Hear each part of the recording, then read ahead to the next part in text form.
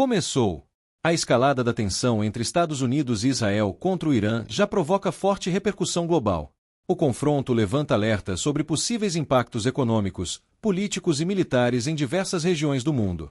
Acompanhe agora a análise dos nossos especialistas sobre os desdobramentos desse cenário que pode redefinir o equilíbrio internacional. Imagina o seguinte, estamos em 2026 e o mundo, como a gente conhece, pode estar por um fio. Hoje, nossa análise é sobre uma crise que tem potencial para redefinir o cenário global. A data é 28 de fevereiro de 2026 e o mundo prende a respiração.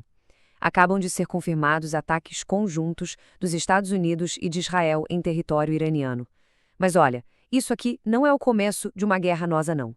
É a escalada, talvez a mais perigosa até agora, de uma situação que já vinha se deteriorando há muito, muito tempo. E essa é a grande sacada para entender o que está acontecendo. Como diz a análise, isso não é um evento isolado. É o ponto final, o ápice de uma erosão diplomática que vinha ocorrendo debaixo dos nossos narizes. Os especialistas são unânimes. As sementes para esse conflito foram plantadas lá atrás. O que a gente está vendo agora é a colheita, né? E ela parece ser inevitável. Beleza, então vamos mergulhar fundo nisso. Para começar, vamos entender a sequência de eventos, as decisões estratégicas que nos trouxeram exatamente a este ponto de fervura.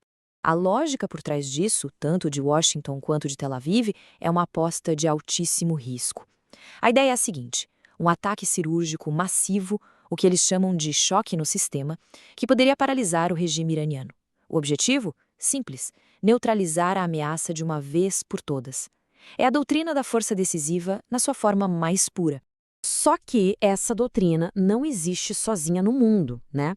Ela bate de frente, mas de frente mesmo, com a estratégia iraniana.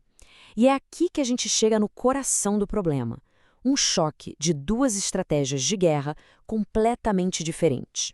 E aqui está o contraste, preto no branco. De um lado, a tática do choque no sistema. Ataques diretos buscando um nocaute rápido, apostando tudo na superioridade tecnológica. Do outro lado, o Irã joga um jogo diferente, a exaustão assimétrica. Eles evitam a guerra convencional. O objetivo deles é tornar o custo da vitória tão alto para o Ocidente que simplesmente não vale a pena. É a aposta numa guerra de atrito, longa, usando aliados e a economia. E falando em armas, talvez a mais poderosa de Teherã não seja um míssil, sabe? Talvez seja só um pontinho no mapa, o Estreito de Hormuz. Pensa bem, por ali passa 20% de todo o petróleo do mundo. Se o Irã ameaça fechar essa artéria vital, pronto. Uma crise militar vira uma crise econômica global assim, no estalar de dedos. É a arma nuclear econômica deles. E não é só a economia, tem a alavanca militar assimétrica. O Irã não luta sozinho, ele tem o que chamam de rede do eixo. Hezbollah, os Houthis, milícias no Iraque, eles ativam essa rede e de repente a região inteira vira um campo de batalha. Cada um desses grupos é uma nova frente, o que torna o custo de uma vitória ocidental, exponencialmente mais alto. Então vamos avançar um pouco e ver o desdobramento disso tudo. Porque, claro, os efeitos de uma crise dessas não ficam só no Oriente Médio. É como uma onda de choque que se espalha pelo mundo, atingindo os mercados e as capitais globais de forma quase instantânea. E o primeiro impacto é esse aí, pânico nos mercados. Só o prêmio de risco, ou seja, só a possibilidade de um conflito ali no Estreito de Hormuz, já faz o preço do petróleo ir para a estratosfera. Agora, se o fluxo for realmente interrompido, os analistas falam em $150 o barril, um número que, sozinho, pode jogar o mundo numa espiral inflacionária. E com essa instabilidade toda, o que acontece com o dinheiro? Ele foge do risco. Os investidores largam tudo que é volátil e correm para os chamados portos seguros. O resultado? Ouro. O preço da onça de ouro explode, quebrando a barreira dos $5.000. E isso não é só um número, é um termômetro que mede o nível de medo na economia global. Sabe, uma crise assim sempre cria ganhadores e perdedores, às vezes de formas bem inesperadas. Pega o caso do Brasil. Por um lado, como um grande produtor de petróleo, o país pode ter um lucro absurdo com os preços lá em cima. Mas, e sempre tem um mais, né? O ônus é que os preços dos combustíveis aqui dentro disparam, o que pode gerar uma inflação gigantesca e uma enorme pressão sobre o governo. É uma verdadeira faca de dois gumes. Certo, diante de tudo isso, a pergunta é: e agora? Para onde isso vai? Bom, analistas estratégicos não têm bola de cristal, eles usam modelos. E o modelo que parece se encaixar como uma luva nesse impasse todo vem da teoria dos jogos. É o chamado jogo de galinha.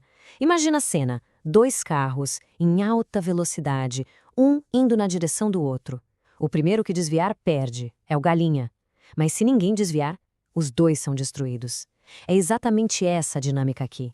A aposta de Washington e Israel é que o Irã vai desviar primeiro. E a aposta de Teherã é que o custo da batida, uma recessão global, é alto demais para o Ocidente aguentar. Ninguém quer o desastre, mas ninguém quer ser o primeiro a piscar. E com base nesse modelo, os analistas desenham os cenários mais prováveis. Olha que interessante, o cenário mais provável, com 50% de chance, não é nem a paz total, nem a guerra aberta. É algo no meio, um perigoso equilíbrio de tensão. Uma espécie de guerra nas sombras que continua. Mas claro, os outros cenários são bem mais assustadores. Vamos dar uma olhada nesses 3 futuros. O cenário A é esse do equilíbrio. A crise continua em fogo baixo. O cenário B é o pesadelo. Um erro de cálculo leva a uma guerra total e recessão global. E tem o cenário C, o pivô chinês. Aqui, a China entra em cena como mediadora. A consequência, os Estados Unidos perdem a hegemonia no Oriente Médio e a ideia de um comércio global fora do dólar ganha uma força tremenda. Certo. Então, o que a gente tira de tudo isso? Qual é o veredito final dessa análise tão complexa? O veredito dos especialistas é bem direto, sem rodeios. Isso não vai acabar rápido, não importa qual cenário se concretize, não vai ter uma vitória limpa para ninguém. A previsão é que estamos entrando num período de 18 a 24 meses de instabilidade extrema, uma verdadeira guerra de nervos, tanto no campo militar quanto no econômico. E isso nos leva a um pensamento final, talvez o mais importante de toda esta análise. No mundo assim, com cadeias de suprimentos tão frágeis, o ativo mais valioso de 2026 pode não ser o petróleo, nem o dólar. Vai ser a autossuficiência energética e alimentar. Isso tudo deixa no ar uma pergunta fundamental para a gente pensar. No mundo cada vez mais instável, será que a autossuficiência é a única segurança que realmente existe? Enquanto as placas tectônicas da geopolítica se movem, talvez a grande lição dessa crise seja justamente essa. Valeu pela companhia nesta análise.